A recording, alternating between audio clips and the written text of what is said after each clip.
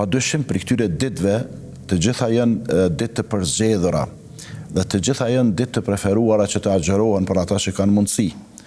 Mirë po, nëse ndokush nuk mundet të agjeroj këto ditët më të mira të vitit, që janë 10 ditë e para të muajit Dhulhigje, të agjeroj disa prej tyre. E nëse nuk mundet asnjërin prej tyre, atëherë të paktën të agjeroj ditën e 9, që është dita e Arafatit, që është dita më e mirë e vitit, dhe agjerimi i kësaj dite vërtet ka një domethënie shumë të madhe. Do të me kuptu besimtarët musliman se ndoshta këtë ditë Arafatit, që është këto ditë që është para nesh, është dita e fundit në jetën e tij.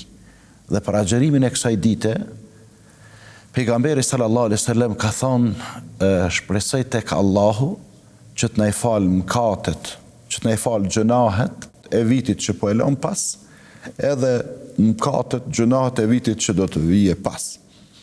Që do të thotë një ditë agjerim, po fshihen mëkatet, gjunahet, të cilat i kemi në raport me krijuesin, me Allahun Teala, të vitit që po e lëm mbrapa, që po e lëm pas.